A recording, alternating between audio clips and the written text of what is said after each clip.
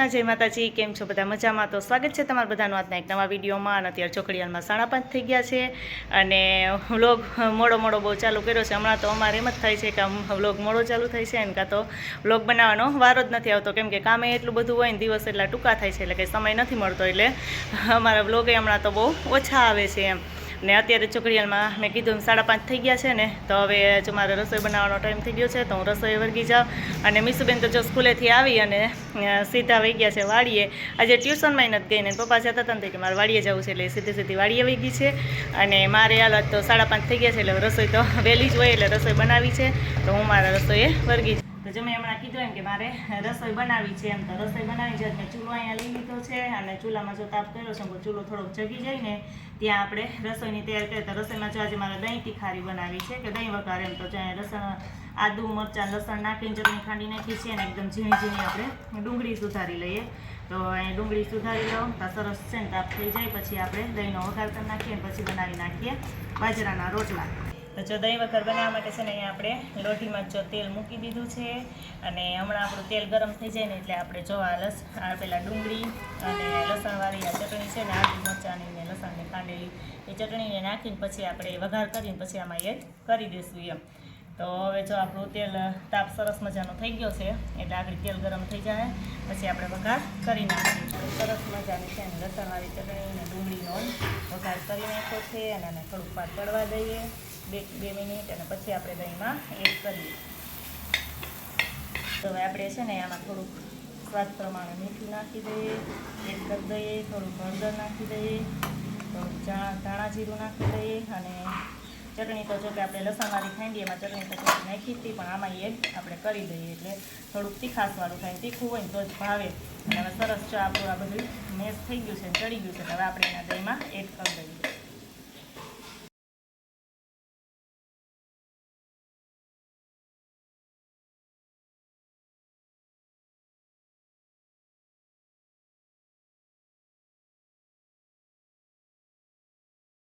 જો આપણી દહીં તીખારી છે ને તો વઘારે ગઈશ ને બહુ મસ્ત જો બની છે, એકદમ મસ્ત। જો આપણો દહીં વઘાર છે એ બની ગયો છે અને હવે આપણે રોટલા કરવાનું કામ ચાલુ કરી દીધું છે। આજ તો ચૂલા ઉપર જ, નકર તો હું સાંજે તો કંઈ ચૂલા ઉપર બનાવવું નહીં, પણ આજે જો ચૂલા ઉપર જ બનાવવાનું કામ ચાલુ કરી દીધું છે।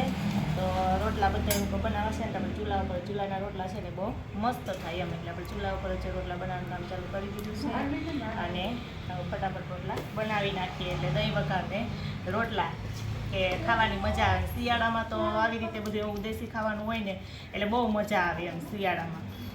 તો આપણે આજે પ્લાન કરી નાખ્યો કે આવી રીતે દહીં વઘાર ને બાજરાના રોટલા જ આપણે બનાવી નાખીએ। જય શ્રી કૃષ્ણ, જય માતાજી। કેમ છો બધા? મજામાં? તો સ્વાગત છે તમારા નવા વિડીયો। તો હું સ્કૂલેથી આવી ગઈ ને હવે હું વાડીએ ગઈ હતી, તો વાડીએથી આવી ગઈ અત્યારે જમવા જવાનું છે એટલે હું ટ્યુશનમાં નથી ગઈ। જમવા જવાનું છે ને આજ રૂહીન ઘરે કા, એટલે ટ્યુશનમાં નથી ગઈ। અત્યારે તો ટ્યુશનમાંથી આવી ગઈ વચ્ચે, પણ હું નહોતું જવું ને એટલે બાનું મળી ગયું કા। અને જો મને કે મને વાડીએથી આવીને ફટાફટ તૈયાર કરી દે કે મારે ઝડપથી જવું છે, એટલે જો અહીંયા પછી મારી મમ્મીને જો અહીંયા એક રોટલો બાકી હતો ને તો રોટલો કરવા બેહાડી દીધા છે અને અમારા મીસુબેનને તૈયાર કરવા હતા, એટલે નકર તમારી બેન વાવાઝોડું છે કા। હા નહીં, તૈયાર નહીં થવાનું, તૈયાર તો નહીં થવું એમ, એટલે એક રોટલો બાકી હતો ને તમારી મમ્મી કે રોટલો છે ને હું બનાવી નાખું અને તું એને માથું વરાવી દે એટલે મારી બેન ફટાફટ જાય કા। હા, તમારા જો રોટલા તો બની ગયા છે, 4 જ રોટલા બનાવવાના હતા બાજરાના, એટલે હવે એક બાકી રહ્યો તો તે મારી મમ્મી બનાવી નાખે અને પછી હજી તો જો 6:30 થવા આવ્યા છે ઘડિયાળમાં। તા એ રૂમાલ ભરી જાય, જોઈ જો નાખી દે ને ચૂલા, મારે હું તારો રૂમાલ છે જો અમારા બેનના કાંડ એમ કરમાં। જો હાલો તું જમવા જવા દે, હાલો નીકળો, જાઓ, આવજો હો। જય શ્રી કૃષ્ણ, જય માતાજી। કેમ છો બધા? મજામાં? અને આજે થઈ ગયો છે બીજો દિવસ અને જો અત્યારે ઘડિયાળમાં 5 થઈ ગયા છે અને એમાં મીસુબેન સ્કૂલેથી આવી ગયા છે અને ટ્યુશનમાં જવાનું છે। કાલે તો રજા રાખી હતી કે મારે રોહિન ઘરે જમવા જવું છે, કેમ એટલે રજા આવેલી, આજે રજા નહીં આલે એમ, એટલે જો એ તૈયાર થઈ ગઈ છે અને હવે ટ્યુશનમાં જાય, મારે 5 તો થઈ ગયા છે તો આપણે વધી જઈએ રસોઈએ। જય માતાજી। કેમ છો બધા? મજામાં? સ્વાગત છે તમારા નવા વિડીયો।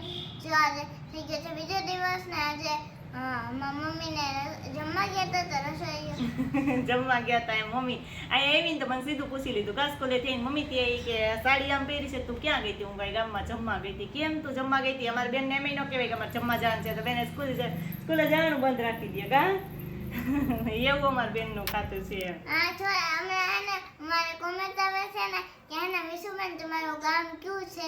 તમારું ગામ જુનાગઢ જિલ્લાના મેંદરડા તાલુકાના ચિરોડા ગામ.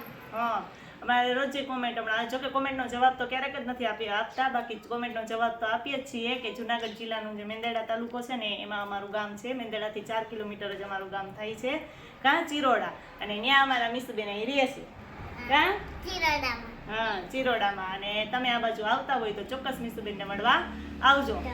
મને મળવા મમ્મીને નહીં. હા મિસુને ફરજિયાત મિસુને જ મળવા આવજો કેમ કે કોમેન્ટનો જવાબ તો અમે આપીએ જ છીએ. તો એ બીજી ત્રીજી વખત કોમેન્ટ આવી કે તમારું ગામ ક્યાં છે ક્યાં રહેવાનું છે તો તમે જરૂરથી તને તું એક ડાય છો ને એટલે તને જ બધા યાદ કરે તો મિસુબેનને જરૂર આ બાજુ આવતા હોય તો અમારી ઘરે આવજો અને મિસુબેનને મળવા આવજો. કેમ? હા હું અત્યારે ઘરમાં 9 થઈ ગયા છે અને જો હું અત્યારે ખાવા બેઠી છું અને જો ડીશ ભરીને મમરા લઈ હા લીધા. આખી ડીશ ભરી મિસુબેને લઈ લીધા છે મમરા કા હા ભૂખ લાગી ગઈ એટલી વારમાં. હા અમારે વહેલું ખાવાનું હોય ને એટલે મને 9 વાગે ભૂખ લાગે. હા એને 9 વાગે ભૂખ લાગી જાય કા એટલું સાંજે ખાધું. હમણાં તો ખાવા માંડીશ ભૂખ લાગે છે સાંજે તોય અત્યારે ભૂખ લાગી ગઈ પાછી. હા હાલો મિસુબેન છે ને એનો ઈ નાસ્તો કરી લે. જો હું મારો નાસ્તો કરી દઉં ને આજના વિડીયો એન્ડ કરીએ છીએ. જો તમને મારો વિડીયો ગમે લાઈક કરજો, શેર કરજો અને સબસ્ક્રાઇબ કરવાનું ભૂલતા નહીં. આવજો.